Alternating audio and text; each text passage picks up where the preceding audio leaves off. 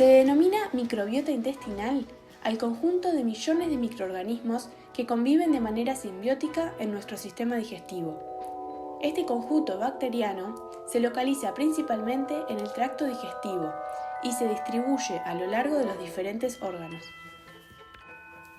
En nuestro cuerpo existen otras microbiotas, en la nariz, la boca, la garganta, los pulmones, el intestino delgado, la vagina y la piel. Algunos datos sobre la microbiota.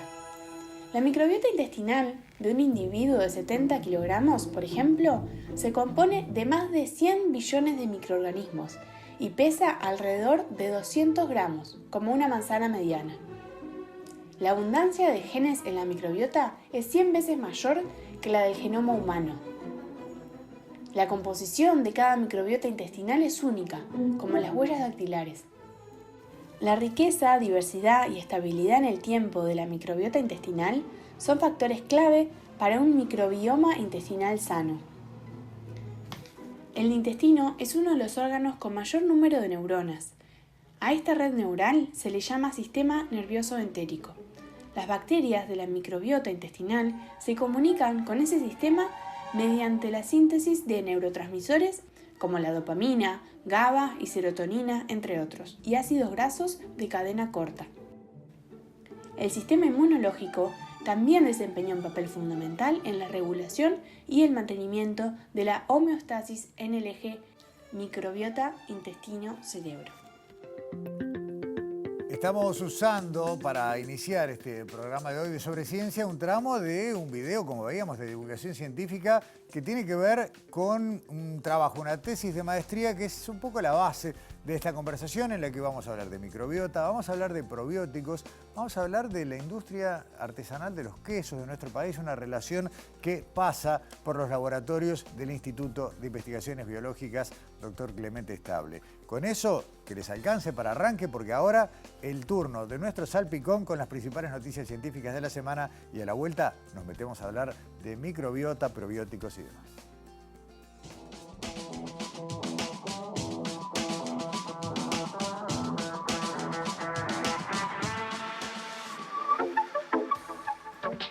El telescopio espacial James Webb, lanzado en 2021 para explorar el cosmos profundo, viene cumpliendo lo que se esperaba de su tecnología, aportando imágenes impresionantes del universo que nos rodea. La serie más reciente de sus visualizaciones fue presentada hace unos días y retrata a los pilares de la creación, una estructura ubicada en la nebulosa del Águila, a unos 6.500 años luz de la Tierra. Estas especies de lenguas gigantes, compuestas de hidrógeno y polvo que albergan estrellas embrionarias, han sido objeto de fascinación desde que el pionero telescopio Hubble los capturó por primera vez en 1995. Ahora la NASA presentó una asombrosa visualización tridimensional que combinó datos del Hubble y del Webb, que permite hacer un viaje virtual a través de una de las estructuras más emblemáticas del cosmos. El video se puede ver en el canal de YouTube del Centro Goddard de la NASA.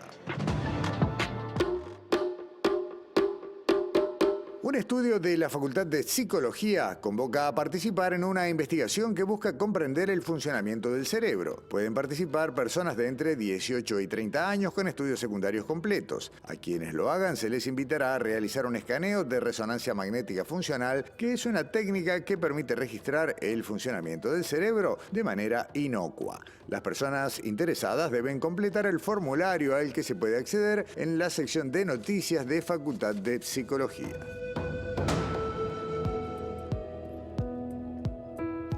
Más de 4.000 kilómetros desde África hasta la Guayana Francesa en el continente americano es el vuelo más largo registrado de mariposas carderas, lo que se supone un récord para un insecto. Así lo reportó un equipo internacional de científicos en la revista Nature Communications. Detalló el equipo que el viaje a través del Océano Atlántico duró entre 5 y 8 días y que fue energéticamente posible gracias a la ayuda de los vientos alisios. En 2013, los investigadores habían identificado identificado varias mariposas carderas en las playas atlánticas de la Guayana Francesa, lo que es inusual porque esta especie no vive en Sudamérica. Las hipótesis eran que podrían haber nacido en América del Norte o bien en África o Europa. El análisis de trayectorias de vientos y la información genética de las mariposas detectadas permitió relacionar los insectos con poblaciones en Europa y África.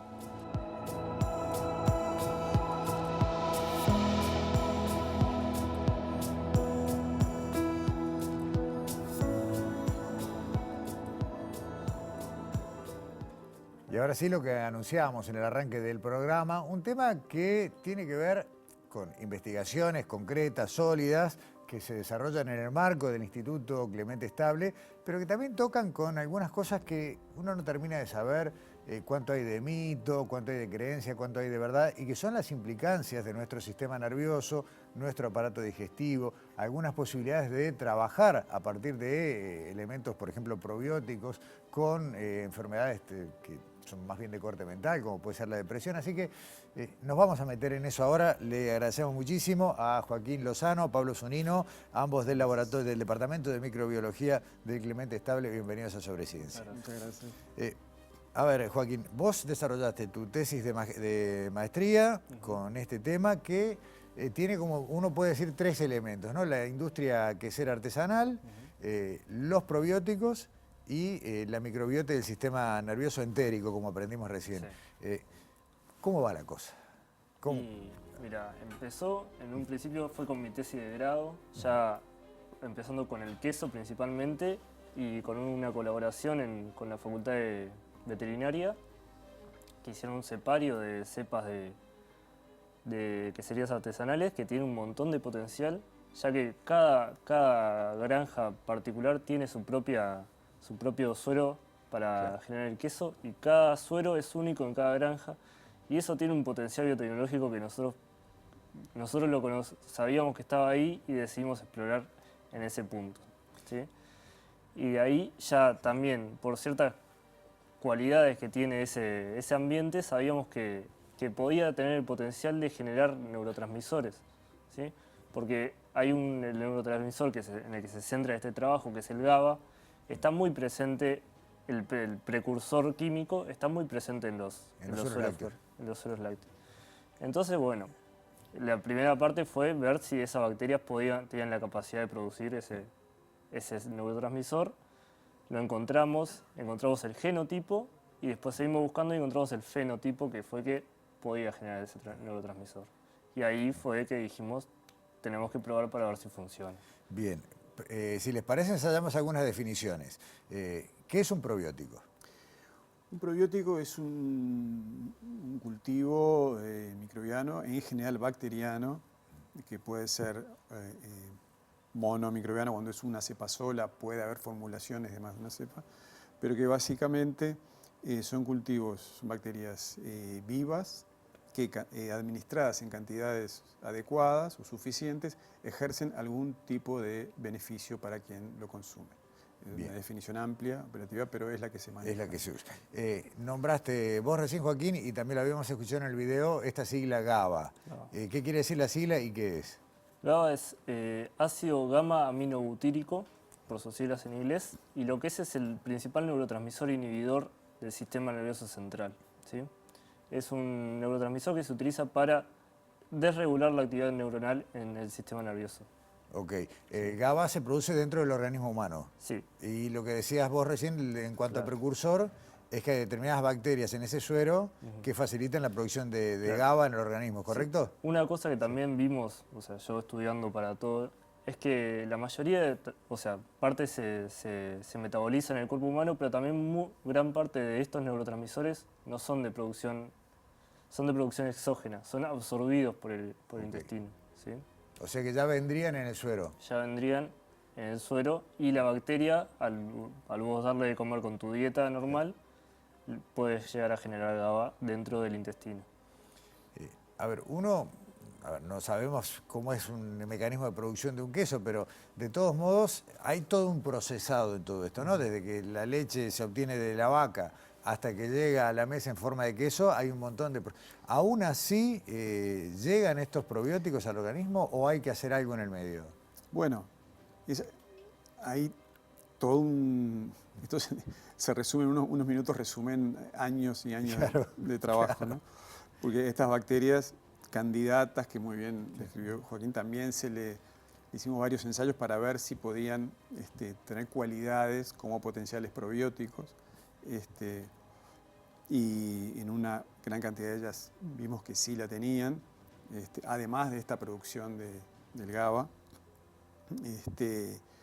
Y bueno, después que esté la formulación, después ya hilando fino, si se ve el potencial de determinadas bacterias, bueno, ahí hay un desafío biotecnológico más fino de evaluar, a ver cuánto queda de desarrollo en el producto final, cómo puede ser la actividad en un producto final como un queso. Eso es una cosa que eventualmente, si se sigue con esto, va a haber que afinarlo. Claro. También está la posibilidad que nosotros manejamos que estos cultivos iniciadores de los que habló, estos fermentos, y que lo son, fuente de potenciales probióticos, y eventualmente alguna de esas cepas, como la que seleccionamos nosotros, pueda también administrarse eventualmente como parte de un producto alimenticio, en particular el queso, pero también en forma pura, digamos, como un suplemento,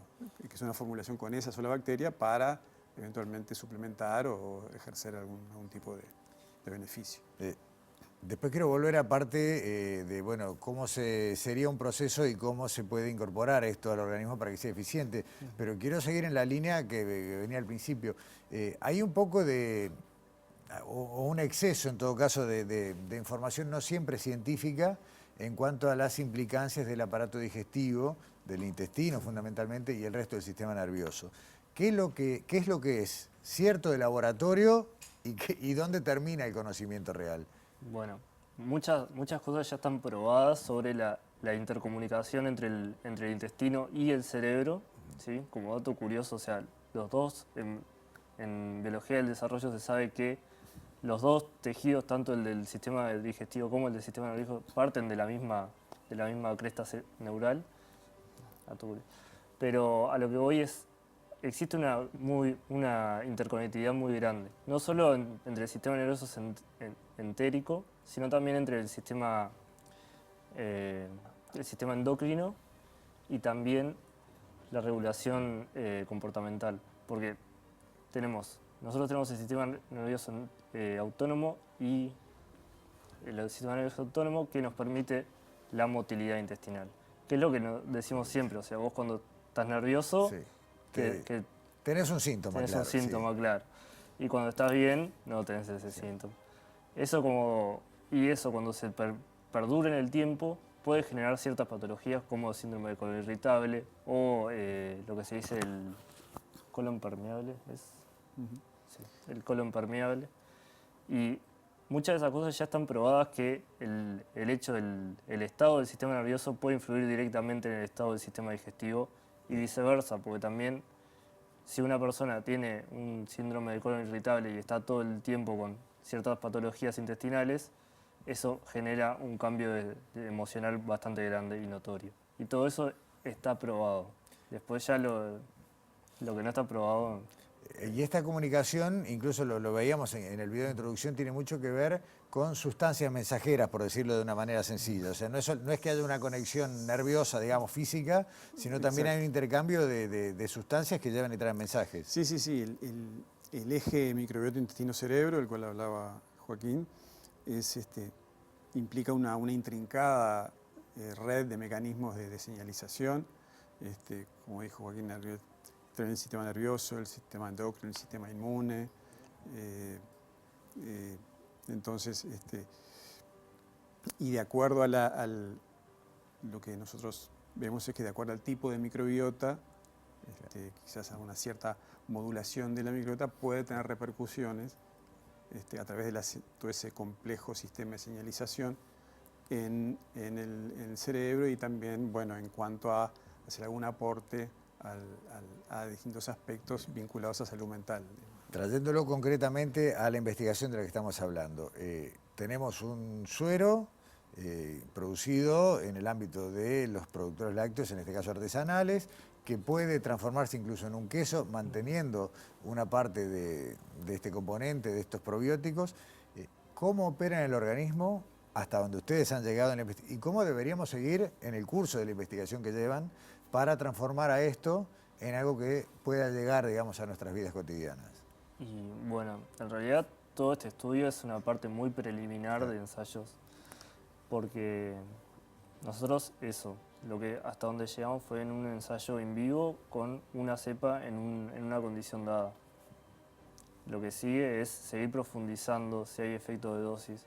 Ya vimos un montón ahora estamos estudiando el genoma de esta bacteria para ver si tiene ciertas características que nos sean de interés o que al contrario, que no, digamos, esto no se puede seguir, y seguir investigando toda esta parte preclínica y después más adelante sí ya ver cómo esto se puede llegar a aplicar en un producto real, ¿sí? Si es mediante probióticos, si es generando un queso, si es generando otro tipo de productos fermentados.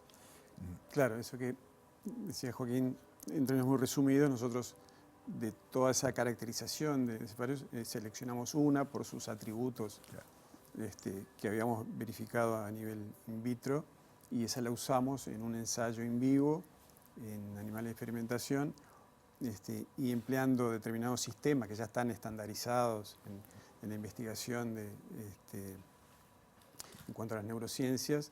Vimos que la administración oral durante 28 días de esa cepa seleccionada tuvo un efecto a través de la medida de determinados aspectos del comportamiento de los animales, que se sistematiza, se cuantifica. Se pudo corroborar que tuvo un efecto tipo antidepresivo en los animales que recibieron esa cepa con respecto a los animales control que no la recibieron. Que esto no quiere decir que le estemos diciendo a la gente que vaya corriendo a comprar queso. Sin duda, sin duda. Acá hay todo un proceso por avanzar, decíamos, sí. Estamos apenas en como decías vos, Joaquín, una cepa en un ensayo en un modelo animal. Si todo fuera bien, hubiera fondos y todo, ¿cómo sería una evolución de esta investigación? ¿Cuáles serían los pasos siguientes? Bueno, habría que probar otras condiciones, otros sistemas. Como dijo muy bien Joaquín, una cosa que hicimos hace relativamente poco fue secuenciar el genoma de la cepa para analizarlo y ver también aspectos de bioseguridad, que no tenga, porque si esta cepa que tiene estos efectos benéficos, vemos que tiene algún gen que potencialmente puede codificar para cosas que no serían buenas. Claro. Ahí la cosa... Entonces estamos estudiando el genoma y bueno, después aspectos, seguir profundizando en los aspectos, la potencialidad biomédica y también, lo que decíamos al principio, si se piensa para eventualmente como un producto alimenticio, también sus aspectos biotecnológicos. Habría mucho para hacer. Los despido volviendo a algo que mencionaste, Joaquín, en el arranque. Tanto como en muchos otros rubros, en ese producto primario, ese suero lácteo, hay riquezas por descubrir claramente y está bueno alentar también más investigaciones en este sentido, ¿no? Sí, principalmente, y con eso vuelvo a hablar de un compañero nuestro, Álvaro Revelo, que fue de donde sacamos todas estas cepas, que claro, en un origen era simplemente registrar toda esa riqueza porque los queseros artesanales uruguayos es una actividad que está bastante, no quiero decir en decadencia, pero... No, pero está amenazada, sí. Está amenazada por las queserías industriales, sí. Y sin embargo, la riqueza de cada uno de esos queseros artesanales, que lo que los caracteriza es el uso de un suero fermento natural que se va reproduciendo con cada tanda de quesos que se hace, se saca el cuajo para el queso, se saca el suero para la siguiente cuajada, y ese suero se va recomponiendo con la microbiota natural de la leche, y es único en cada uno de los quesos, y es un repositorio biotecnológico que para nosotros es una cosa súper rica que lamentablemente se está perdiendo un poco. Y quisiera también que esto, lógicamente, nosotros aportamos sobre todo la perspectiva microbiológica, pero también tiene todo un componente muy importante desde la perspectiva de las neurociencias, y para eso trabajamos en colaboración con el Departamento de Neurofarmacología Experimental del Instituto, que es valiosísimo para el progreso del trabajo. Son los dos pilares para Es generar que hoy construís el conocimiento, si no cruzás conocimiento no construís. Joaquín Lozano, Pablo Zunino, muchas gracias por venir a Sobre Ciencia, que siga avanzando el tema. Insistimos, no hay que salir corriendo a comprar queso, pero sí esperar que el trabajo del laboratorio dé frutos. Y hay que pueden que sea artesanal. Seguro. Sí, exacto, y lo que decías, ¿no? El patrimonio está en esa producción artesanal, que es donde está esa riqueza microbiológica. Gracias a los dos. Muchas gracias. Pausa en Sobre Ciencia, ya volvemos.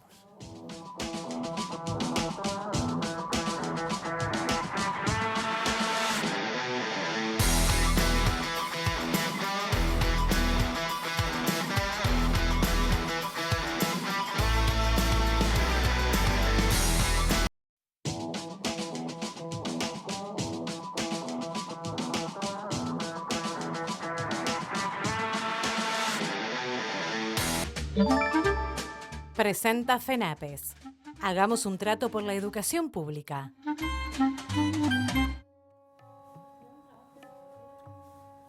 Seguimos hablando de alimentos en este bloque de Sobre Ciencia, pero ahora con un informe que nos prepara Daniela Hirschfeld y que tiene que ver con una leguminosa muy presente en la mesa. Pero cuando digo leguminosa, capaz que no la asocian directamente con este que está presente en nuestra mesa, pero sobre todo en nuestras picadas, en las previas de los partidos. Bueno, a ver, este fruto es objeto, además de investigaciones, puntualmente en este caso vamos a hablar de investigaciones de Facultad de Agronomía. ¿De qué se trata? Empecemos por ahí.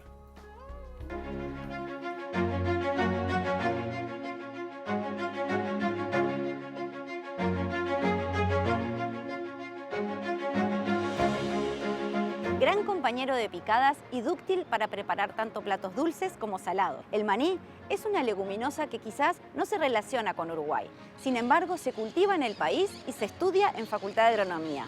¿Dónde se cultiva? ¿Cuáles son las características del maní nativo?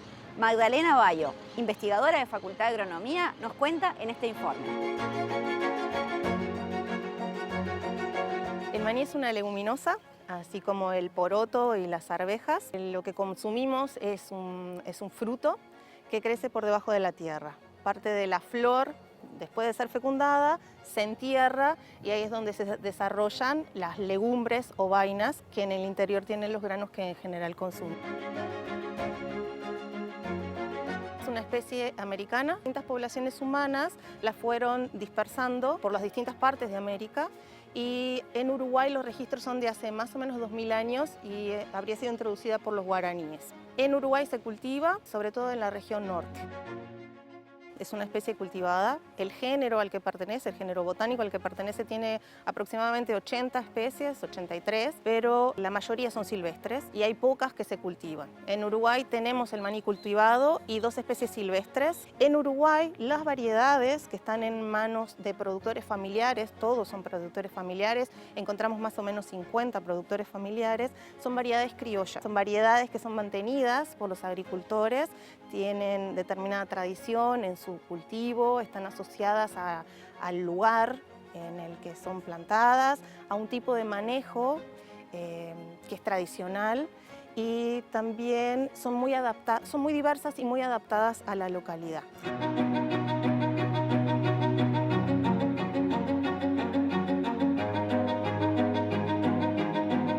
El maní cultivado, que se encuentra en aproximadamente 8 departamentos del país, ocupa actualmente entre 200 y 300 hectáreas. Ha disminuido a lo largo del tiempo. A principios del siglo pasado ocupaba más de 10.000, pero con el cambio del uso y del mercado eso fue disminuyendo. También el número de productores.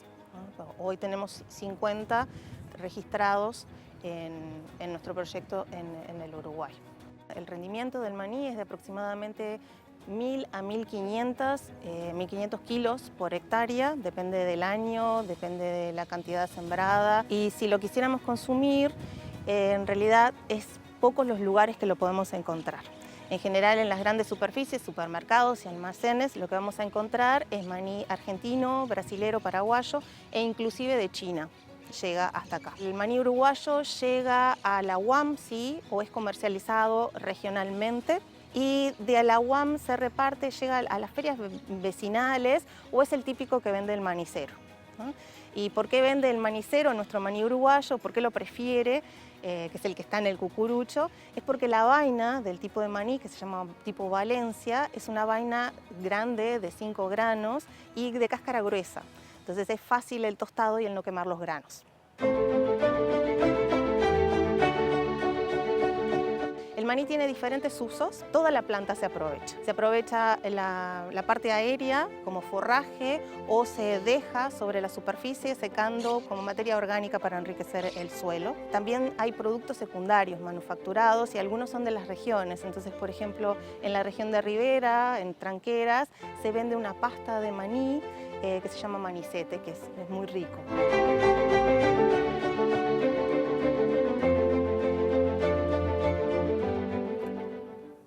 Bueno, Magdalena Abayo, de Facultad de Agronomía, nos contó un poco más sobre el maní uruguayo, pero hay que saber que hay varios proyectos de investigación que quieren profundizar sobre estas características. Algunas ya las escuchamos, ¿no? El tipo de vaina, por qué es preferido para algunos tipos de comercialización, pero hay varios trabajos y nos lo cuenta en la segunda parte del informe.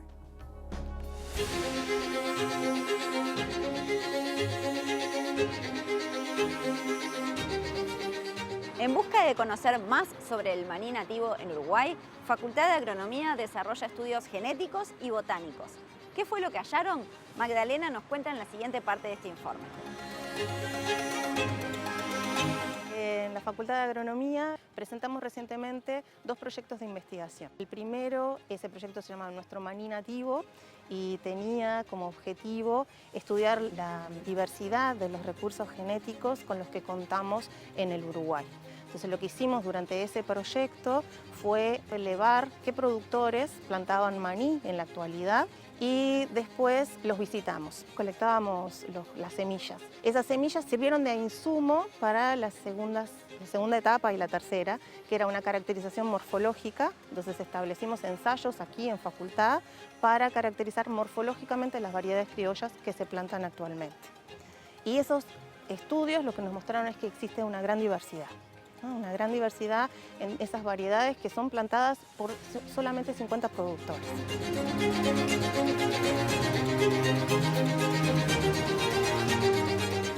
Además de eso, se comparó con colecciones de maní internacionales y dio que esa diversidad presente en nuestras variedades criollas son totalmente diferentes a lo que se conserva en bancos de semillas de otras regiones del mundo. Eso nos hizo verificar que nuestras variedades criollas son únicas. En la actualidad estamos enfocados a una de las especies silvestres, que es Arachis villosa. Es una especie silvestre, ¿sí?, que la mayor parte de su distribución es aquí en el Uruguay. Es una especie que la encontramos todo por el río Uruguay y parte del río de la Plata.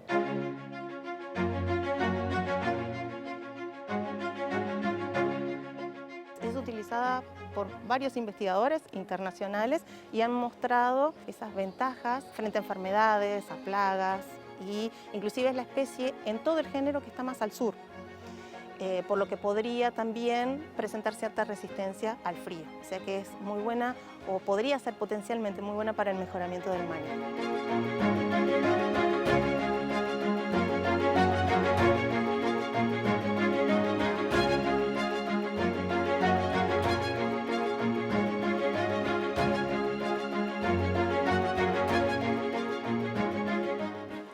Tal vez recuerden que hace unos programas atrás, aquí en Sobre Ciencia, tuvimos un primer abordaje sobre este tema. Hablamos de abejas, hablamos de polinizadores, tomamos en aquel momento la consigna de lo que era el Día Mundial del Ambiente, por todo aquello de la importancia de todos los insectos polinizadores en la conservación de la biodiversidad y el desarrollo de la naturaleza. Pero nos quedó una pata pendiente por un tema de salud, un tema que le impidió en aquel momento acompañarnos y bueno, aprovechamos la oportunidad para seguir hablando y ahora nos vamos a meter mucho más en un tipo de polinizadores que nos importa mucho, los nativos. Estela Santos, bienvenida a Sobre Ciencia, muchas gracias por estar acá. Gracias.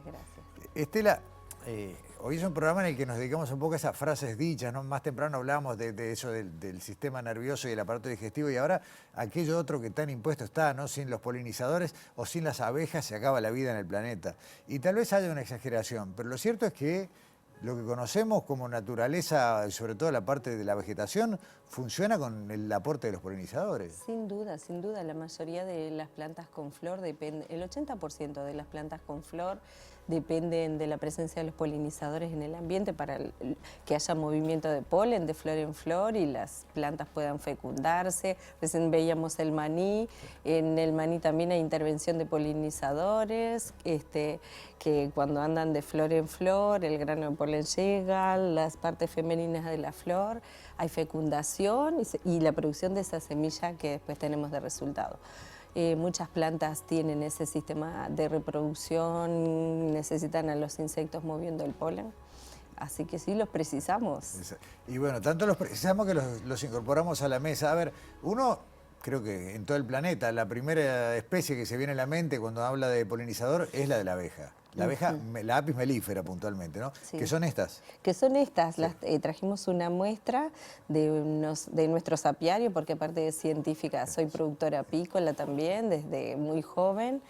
Criamos estas abejas como un rubro productor de miel, ceras, propóleos y varios subproductos de la colmena, pero también por el punto geográfico en el que realizamos la actividad apícola, abordamos mucho la polinización de los cultivos. Canelones es un departamento hortifrutícola en gran medida, y entonces cuando llega la época de producción de manzanas, que se producen 20 toneladas de manzana todos los años, los quinteros, los dueños de esas chacras hacen contacto con los apicultores que pueden gestionar un tipo de polinizador, la abeja melífera, para ponerla en el momento que el cultivo necesita la presencia del insecto. Van en ese momento del año, después se retiran las colmenas, y es una actividad que hacemos muchos apicultores en todo el país. Además, como vos decías, en tus dos caras, la de productora, pero también la de investigadora, das asesoramiento a otros colectivos de apicultores de la zona, ¿no? Sí, es un grupo grande. Sí,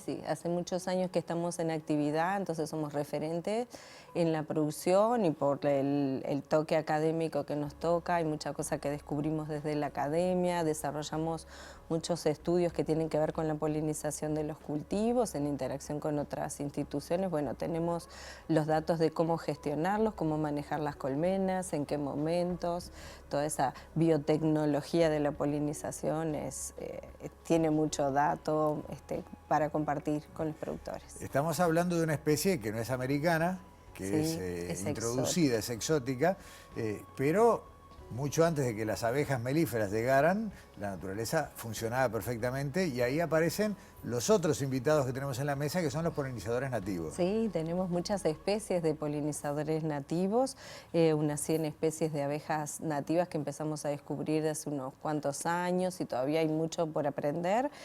Cada vez que hacemos salidas de campo nos topamos con una nueva especie. Estimamos que deben de haber unas 150 especies de abejas nativas por la latitud en la que se encuentra Uruguay, y conociendo la biodiversidad de estos bichos que tiene Brasil, Argentina. Bueno, estimamos que tenemos en Uruguay por descubrir varias especies, pero acá tenemos una muestra de lo que podemos tener en nuestro territorio, abejas que son súper chiquitas, que miden en torno de 3-4 milímetros, y la gente confunde con moscas, avispitas, y bueno, se desconoce mucho de todo este mundo, hasta abejas súper grandes como el mangangá.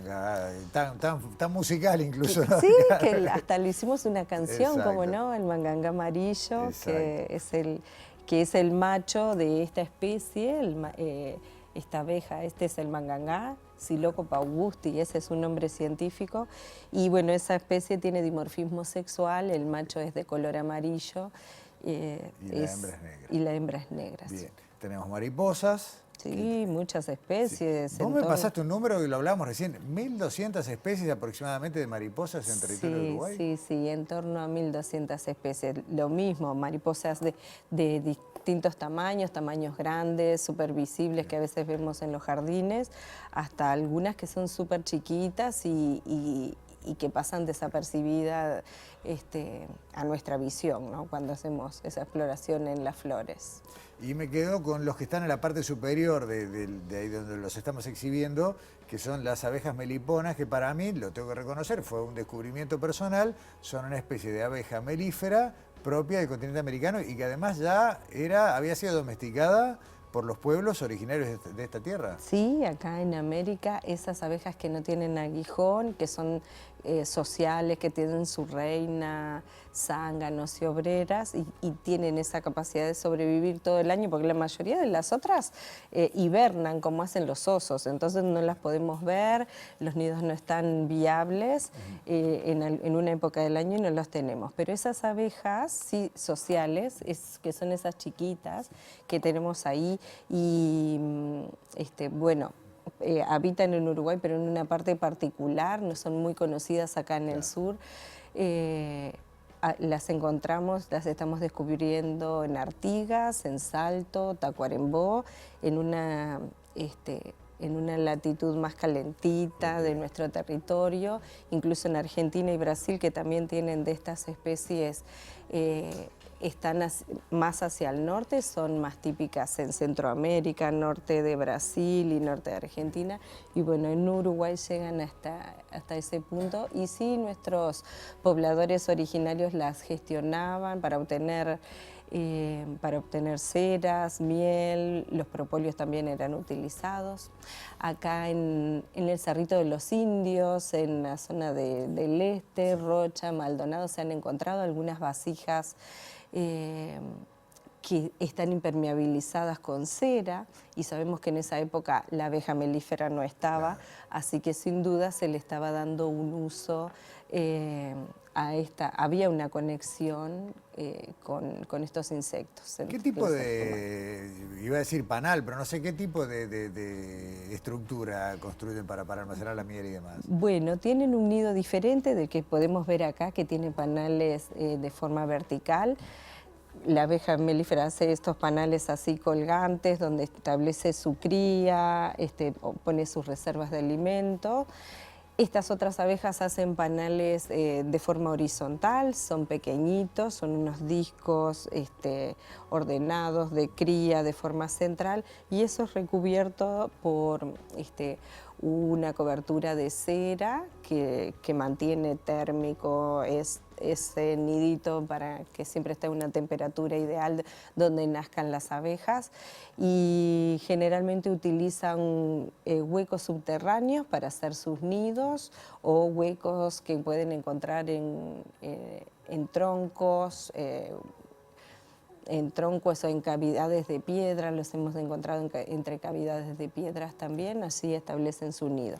Ellas de su propio cuerpo en su propio cuerpo tienen glándulas especiales que producen cera. Con esa cera ellas la maniobran. Todo eso que podemos ver, por ejemplo, en la abeja apis mellifera, en las otras abejas es igual, lo hacen con compuestos propios, cerosos, que viene a ser como una especie de plasticinas que ellas moldean para elaborar sus panales, y los ubican en la naturaleza donde pueden. Como en la mayoría de las especies polinizadoras no son productivas, han sido víctimas de todo tipo de depredación a partir del uso de productos químicos, nunca se tuvo un cuidado especial. ¿Son especies amenazadas en nuestro país? Sí, hay esta que está en peligro, sus poblaciones, es un abejorro que solo se encuentra en Uruguay y en el sur del Brasil. Su población está restringida a esta zona del mundo, y estamos viendo cada vez más, que cada vez es más difícil encontrarlas cuando salimos a hacer relevamientos. Es una especie social que anida en el suelo, y entonces está exenta a los laboreos, al manejo de tierras que se hacen sin cuidado. Se implanta un cultivo y no sé, tuvo reserva de qué es lo que había ahí antes para poder moverlo del lugar o tomar alguna precaución. Entonces, ese tipo de abejas que anidan en el suelo, que usan en distintos tipos de sustrato, corren peligro, sí, de disminución de sus poblaciones hasta extinción, como ha pasado con algunas especies. si no tenemos los cuidados y con el manejo de suelos, el manejo de productos químicos como vos nombrás. Porque ahora me doy cuenta que al pasar dije algo que en realidad no es correcto. Dije no son productivas, porque claro, relacionamos la producción con algo directo, ¿no? Miel, Sí, cera, verdad. pero en realidad, y quiero entrar con esto también a otro tema que vos mencionabas hace unos días, todas ellas son fundamentales para que nuestras producciones agrícolas, frutales, frutihortícolas, funcionen. Y cada una tiene un rol, porque hay productos que son introducidos, tales como los frutales europeos, que necesitan de esta abeja lápiz, pero los frutos nativos y demás necesitan de las nuestras. Es verdad, hemos hecho distintos estudios a nivel académico que abordan, por ejemplo, la producción de guayabos, que también lo han trabajado acá en tu programa. La producción de guayabos vimos que depende 70% de la presencia de insectos en el ambiente. Se quiere obtener ese guayabo con un interés comercial, pero se empezaron a dar cuenta que para poder producirlos, en el momento que está la floración, se necesitan los insectos que polinicen, y ahí descubrimos que los abejorros, algunas abejas metalizadas como estas, que son del género, son de la familia de los alíctidos, son abejas brillantes, verdosas, azules, rojizas. Bueno, esas son importantes para la producción del guayabo. Estaban en nuestro país antes de que estuviera esa, pero pasa de que esas abejas son bien estacionales, están adaptadas a esos cultivos nativos.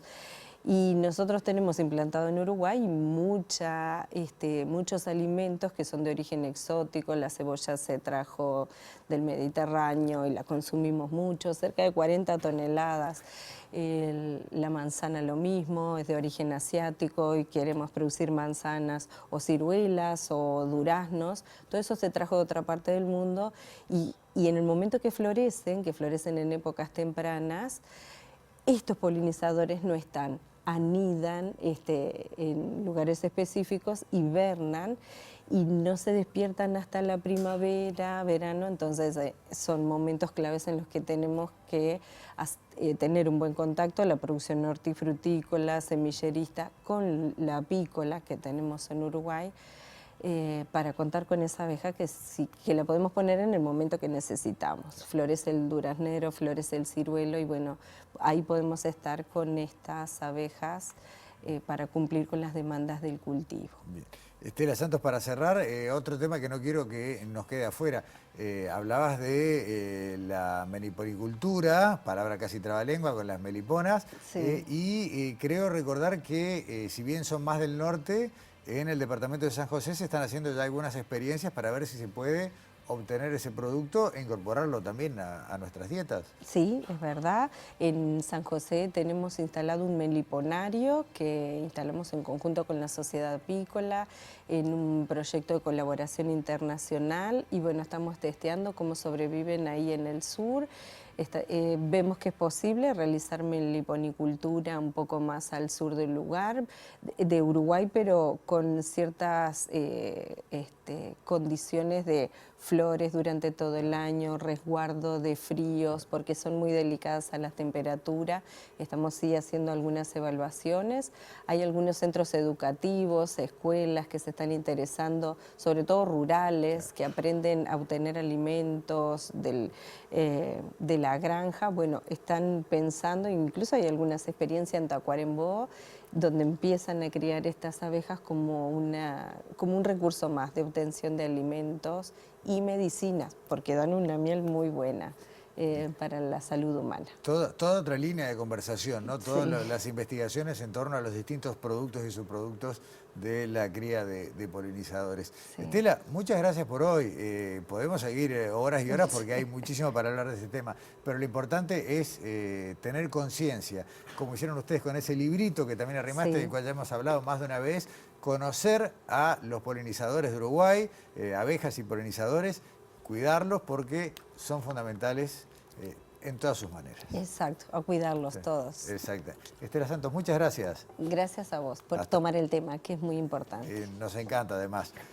Antes de la pausa, un video de divulgación científica de la serie producida por Axon y por ANI. Vamos a hablar de investigaciones sobre obesidad con el testimonio de la investigadora Victoria Prieto del Instituto Pasteur de Montevideo.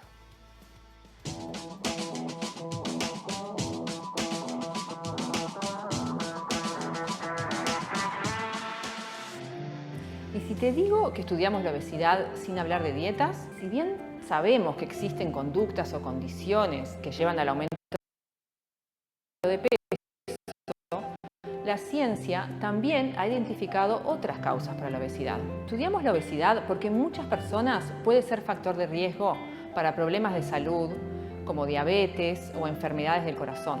En otras personas no es un factor de riesgo y eso la ciencia también lo estudia. Además, algunas causas de la obesidad son genéticas. Por ejemplo, hay enfermedades que entre sus síntomas incluye la obesidad. Por eso, estudiar determinadas enfermedades también nos puede ayudar a entender otros trastornos asociados. En el Instituto Pasteur de Montevideo integro el Laboratorio de Genética Molecular Humana, donde estudiamos un grupo de enfermedades raras o hereditarias que se llaman ciliopatías. Se llaman así porque son enfermedades que ocurren cuando una especie de antena que tienen las células funciona mal.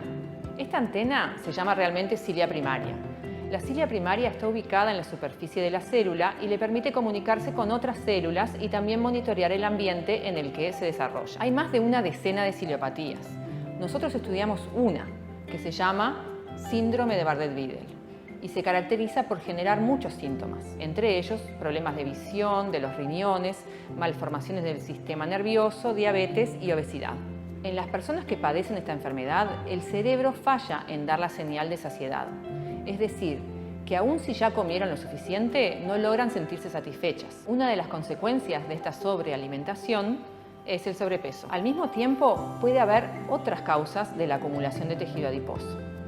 Por eso estudiamos cómo se producen los adipocitos, que son las células que forman ese tejido. Y buscamos entender también cómo se acumula ese tejido adiposo que lleva al sobrepeso. Mirando el funcionamiento de células que imitan en una placa de cultivo lo que pasa en personas con el síndrome de Bardet-Biedl, buscamos responder preguntas como por ejemplo, ¿por qué una persona acumula más grasa que otra? ¿Qué hace que alguien engorde?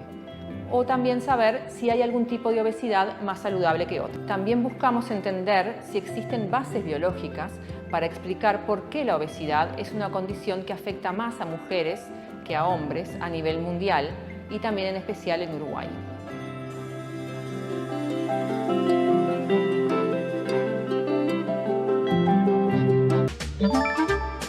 Presentó FENAPES. Hagamos un trato por la educación pública.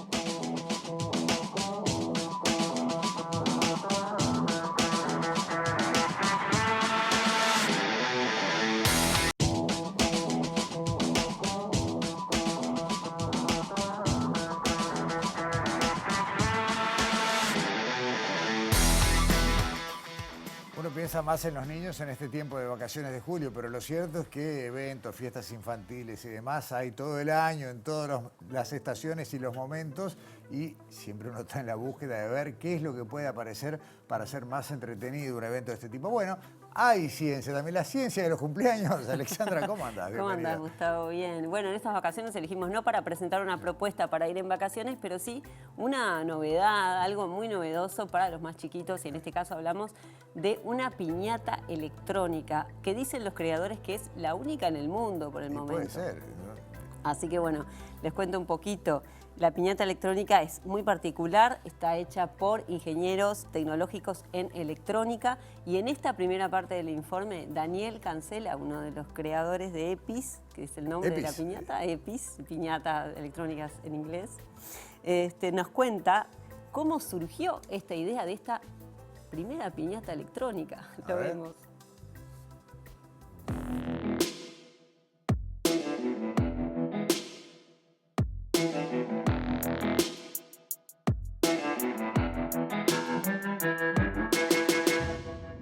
EPIS es una piñata electrónica, así surge, pero va creciendo y evolucionando a algo bastante más. Es tecnología aplicada a la diversión.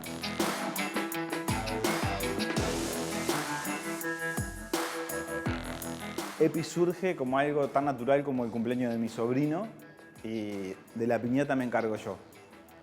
Y a partir de ahí empecé a hacer una piñata, el cumpleaños era de Minecraft. Él es un niño que le gusta la tecnología y apareció por como ser un cubo de Minecraft, con estética.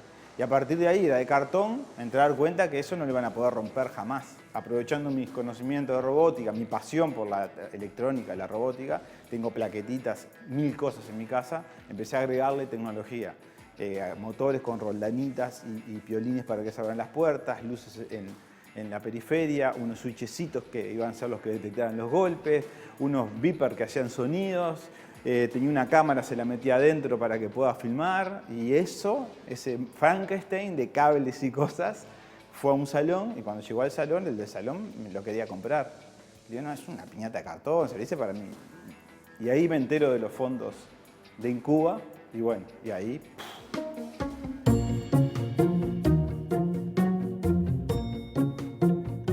Son apoyo a proyectos de electrónica de carácter innovador. Dije, bueno, de electrónica es, innovador es, me presento. Una vez que ingresamos en la incubadora, te dan el apoyo de infraestructura, laboratorios, consultores y además 150.000 pesos para que vos puedas invertir en desarrollar tu prototipo, en desarrollar las redes, la comunicación.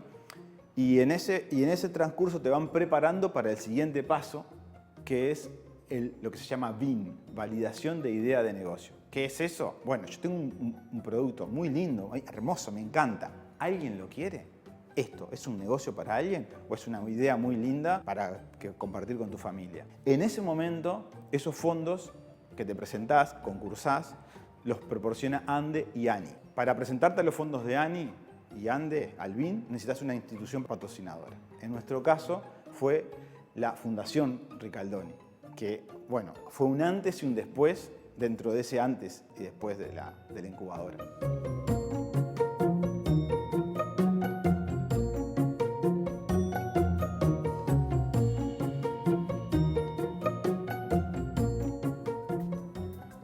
Lo primero que pensás es, le das palo a una cosa electrónica y se rompe. Sin embargo, está todo fríamente calculado. Como una idea, claro. Bueno, se va transformando en una oportunidad, ¿no? Sí, y en esto que decía él, del camino hacia la validación de la idea de negocio, hicieron un estudio de mercado y entraron en lo que él define como el mundo de los cumpleaños, lo que vos decías.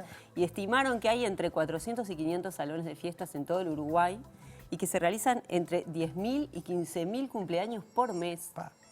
Así que bueno, ahí vieron la oportunidad, claro, efectivamente. Un nicho de mercado. Exactamente, del negocio, ¿no? Y bueno, en la segunda parte del informe, Daniel nos cuenta cómo fue evolucionando EPIS, qué es ahora, después de todo este camino que recorrieron, y cómo funciona.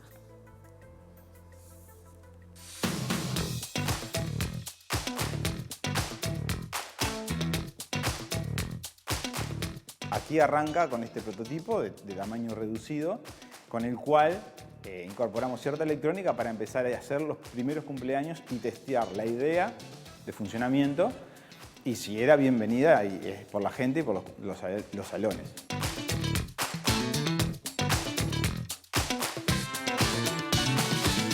Ahora EPIS evolucionó primero en tamaño, en materiales que nos permitieron que tenga una estética hecha por diseño por computadora. Las primeras eran de MDF, lo cual nos implicaba solamente poder pintarlas, no había forma de darle una estética sistemática. Cambiamos de material, cambió la electrónica, hicimos nuestras propias placas, somos nuestro orgullo, mayor orgullo de las placas que tienen integradas y desarrollamos una aplicación. Entonces hoy EPIS es recipiente, un dispositivo, una caja en el cual le pones las sorpresitas, los caramelos, lo que sea necesario, y se cuelga en el salón.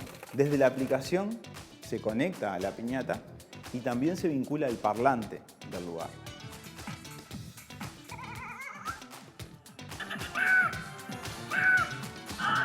Y una vez que iniciás, la piñata te saluda a quien cumple años por su nombre. Feliz cumpleaños, Alexandra. Mi nombre es EPIS. Explica el juego, explica que no le gusta un poco también jugar a eso porque es un poco violento. Hola, feliz cumple, Alejo. Soy EPIS, una piñata diferente, electrónica.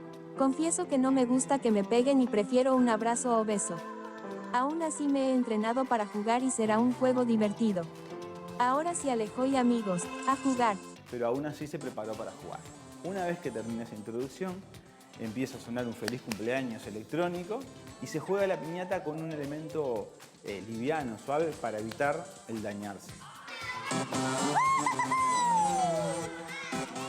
Porque la idea no es romperla, sino es jugar, y desde la aplicación el animador tiene una serie de botones que interactúa con risas, con explosiones, con gritos, Y así va dándose el juego y van transcurriendo hasta que en un momento el animador decide que es hora de terminar y desde la aplicación abre la piñata y termina el juego.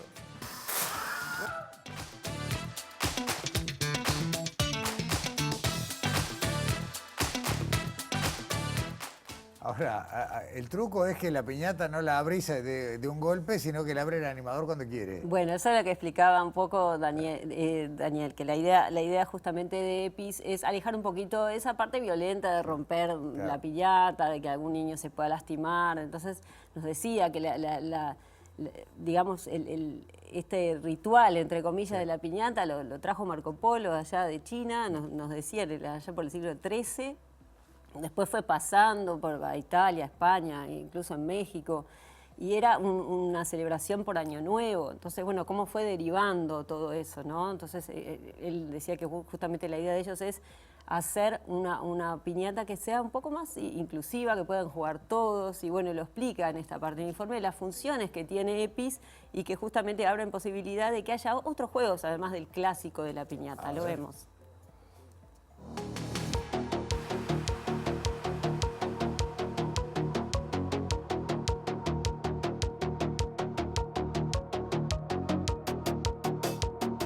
La piñata tiene muchos riesgos. Uno de ellos es el lastimarse. Otro elemento evidente de la piñata es que se puede romper con el primero que jugó y el resto se quedó sin jugar. Entonces, desde EPIS, al vos tener control, primero al tener que jugar sin necesidad de romperla, pasás a tener elementos más suaves achicando el daño o el posible daño que se puedan hacer. Pero por otra parte, al tener el control total de cuándo se abre, pueden jugar todos los niños. Todos los que deseen pueden jugar, porque no se va a terminar hasta que tú lo decidas. Entonces tenemos dos mundos dentro de la piñata. El mundo de la piñata en sí, y el juego de la piñata, y las estaciones de juego que hoy están representadas por la trivia.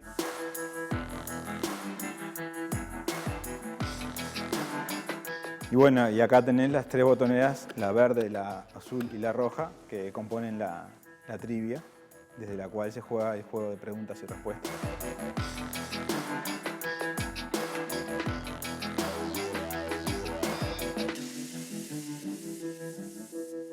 Si decís, me proyecto hacia adelante, el futuro de EPIS, yo veo como dos patas. Una pata comercial, que la idea es el primer año tratar de caer en Uruguay, abarcar el Uruguay y no quedarnos en Montevideo, Canelones y algo de Maldonado, que es lo que hoy tenemos, sino abarcar el Uruguay.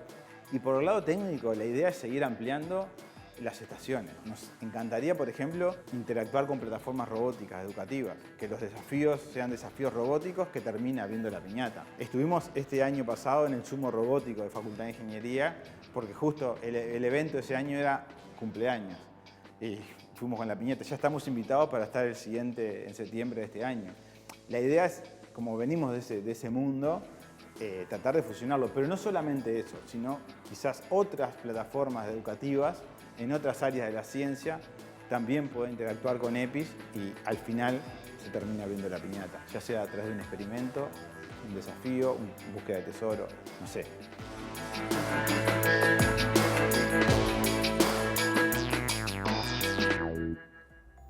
Lisandra, si bien esto no es una tanda publicitaria, ya van varias veces mientras sale el informe que nos preguntan, ¿tiene precio? ¿Se alquila? Bueno, yo primero tengo que consigue? agradecer a Daniela, que es la dueña del Salón La Aventurina, que nos permitió hacer el rodaje justo en el salón para ambientarlo mejor y ver cómo funciona la piñata, y a Guillermo, que era el animador que estaba allí, y ellos, bueno, nos dieron los medios de comunicación con EPIS para darlos, los vamos a ir a ver en pantalla ahí, el teléfono 098-556-252, el Instagram @epis.ui y la web epis.ui también. Muy bien, ponele ciencia a tu cumpleaños.